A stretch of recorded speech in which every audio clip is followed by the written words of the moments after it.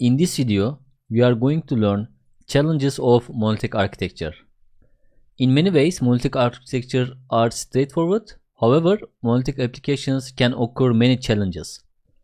Over time, developing monolithic applications, you may reach a point that you begin to lose control. So the first challenges are become complex over time, hard to understand. It becomes too large in size with time, and that's why it's difficult to manage.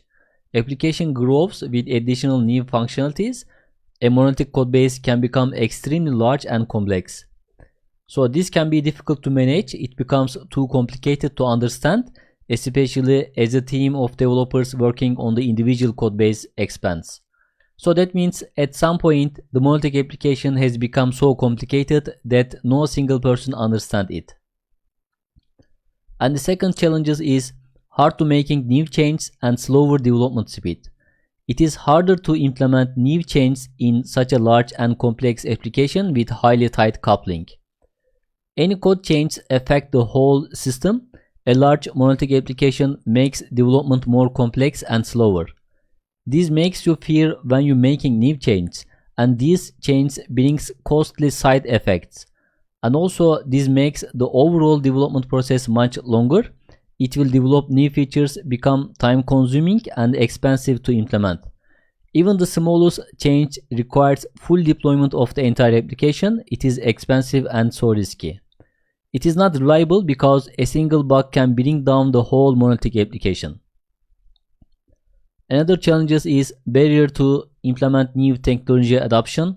It is extremely problematic to apply a new technology in a monolithic application because the entire application has to be redeveloped due to interlocking dependencies found in a monolithic.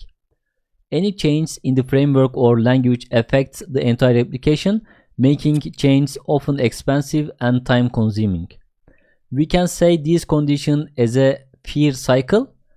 If you have developing same monolithic application for a long time, it is stressful to change your full code base with newest technology.